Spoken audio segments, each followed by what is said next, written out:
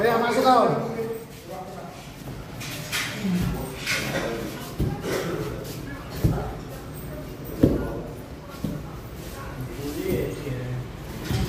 Oh, udah masuk.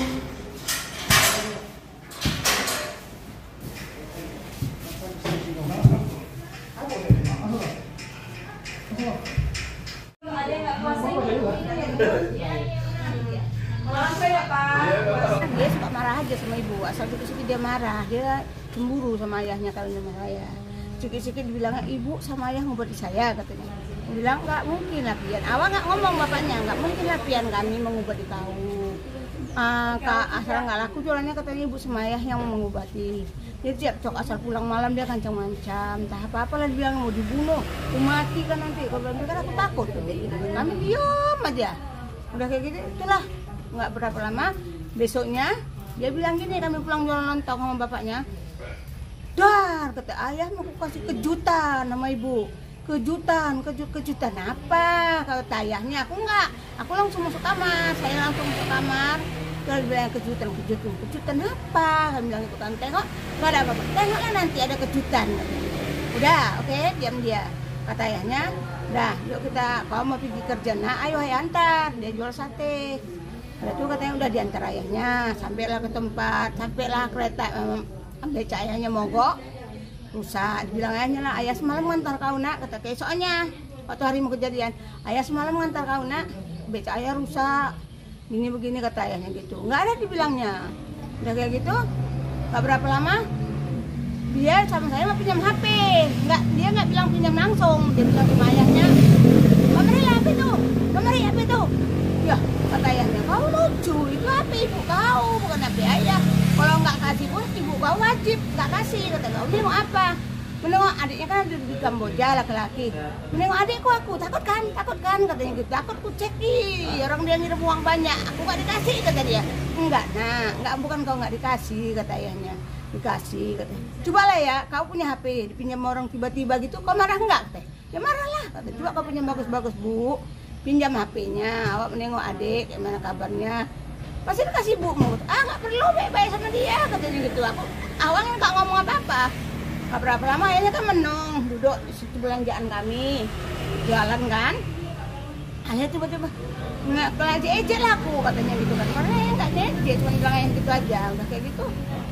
Oke lah katanya, kalau itu mau lihat kan, biar aku kasih dulu katanya. Dikunci pintu depan, dikunci dia masuk ke dalam kamar belakang. Nggak berapa lama, memang ayahnya mau nunggu saya, takut dia ngapain saya kan. Pokoknya udah disediakannya itu minyak apa tuh, minyak bensin dalam botol Pocari. Dia siram, saya memang nggak nampak dia nyiram, tapi bapaknya nampak. Siram gini, sop kena lah bapaknya, badan-badannya kena, semua rumah kena. Langsung di itunya, dia kan cepat kali nyambar gitu kan. Jadi saya di kamar, loh kok banyak kali api? Ya Allah ya Tuhan, kok kebakaran. Ku tengok, ya ayah terbakar ya. Mati, tolong. Saya buka pintu udah dikunci. Ya raba-raba dapat untuk tulakkanlah suami saya keluar. Datang rakyat banyak bantu, terus ayahnya selamatkan, saya dikejar sama dia. Ada kawan awak naik kereta, yuk tolong bantu saya. Saya mau lapor polisi, rumah saya udah angus, suami saya udah angus, dibakar anak kandungnya sendiri. Itulah pasal sebab semuanya. Itulah. Bu, ini kan nggak dibawa ke rumah sakit nih Bu? Kami bawa, bapak bawa. Udah sempat bawaan. Ini kayak gimana ceritanya? Bawa ke rumah sakit di 5, ya kan? Yang dia minta KTP, minta ini. Jadi karena dia gitu nggak punya KTP daerah sini, dia kan Pantai Cermin. KTP-nya. Kartu rumah tangganya Pantai Cermin, ya kan? Jadi orang orang rumah sakit dia menolak, dia harus minta gitu. Kami nggak ada duit, kami bilang gitu kan. Cuman memang bapak udah ditangani, udah disolapi, udah dikasih obat semuanya. Itulah jam 6 pulang. Jadi kami bilang kalau kami bawa rumah sakit lain nggak ada duit. Kami bilang itu kenanya nggak sih, ini kan perawat kakak ibu kami ini perawat. Nggak sikit bu kenanya, kita dari mana duit saya akan mengeluarkan itu aja kan kami tetean gitu kan. Jadi pikir udah kami bawa kemari. Sekarang lah nggak pernah bawa lagi. Bu, jadi Bu dengan kondisi bapak ini Bu, kan butuh pengobatan nih. Ya butuh kali lah. Gimana Bu? Harapan Ibu gimana? Harapan kami bapak dibawalah ke rumah sakit. Karena gini kata dokter semalam di sana, bapak tuh harus masuk ruang operasi, itunya harus dibuang semua. Yang hitam-hitam itu dikopek, salah bilang. Kalau di sini apa ada yang kakak kami nggak bisa pun. Dia kena sedikit aja aduh. Kalau di sana kan dia suntik. Mohon saya kalau bisa suami saya diselamatkan, dibawalah ke rumah sakit, diobatilah. Tapi kami nggak ada biaya, itulah. Kalau dengar-dengar biayanya berapa banyak?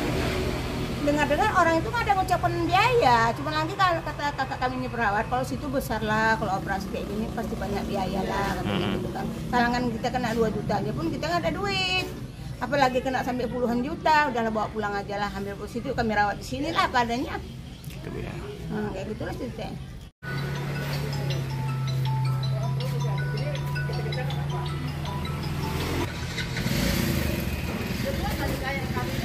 Hah?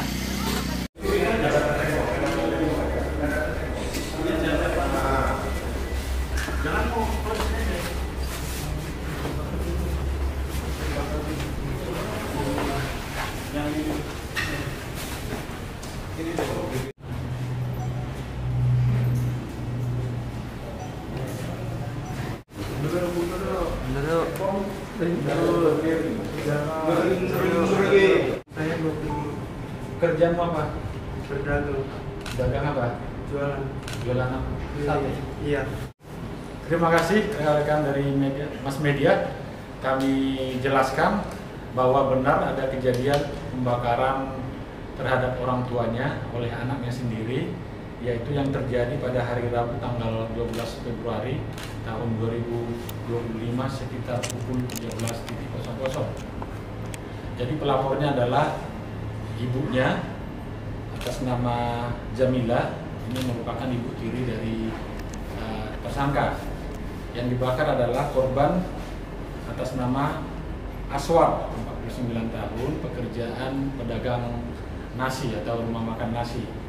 Pelakunya adalah MA atau Pian, merupakan anak kandung dari korban.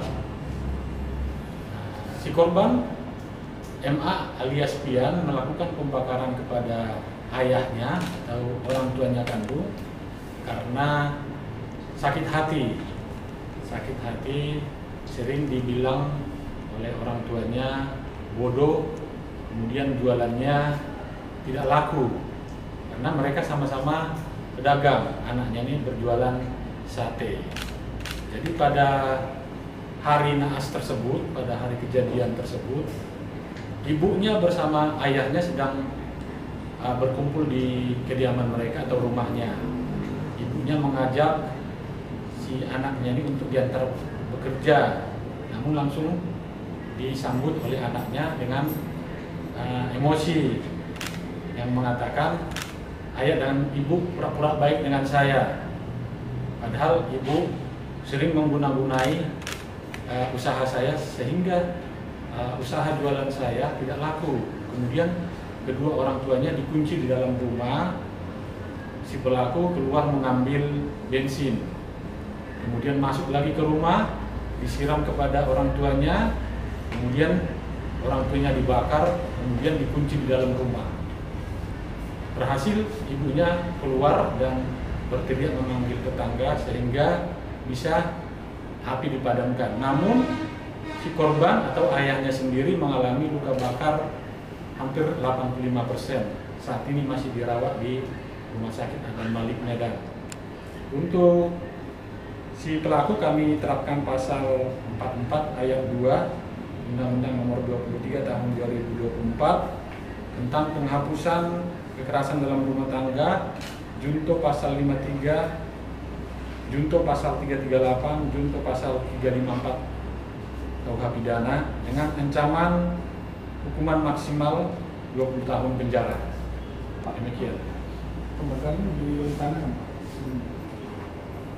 Kalau dari fakta-fakta yang ditemukan dari hasil pemeriksaan itu spontan, karena pada saat kejadian, yaitu pada tanggal 12 Februari tahun 2025, ini berawal orang tuanya dengan ibunya mengajak si Pian ini atau si pelaku untuk bekerja, bahkan ditawari untuk diantarkan ke tempat pura-pura baik.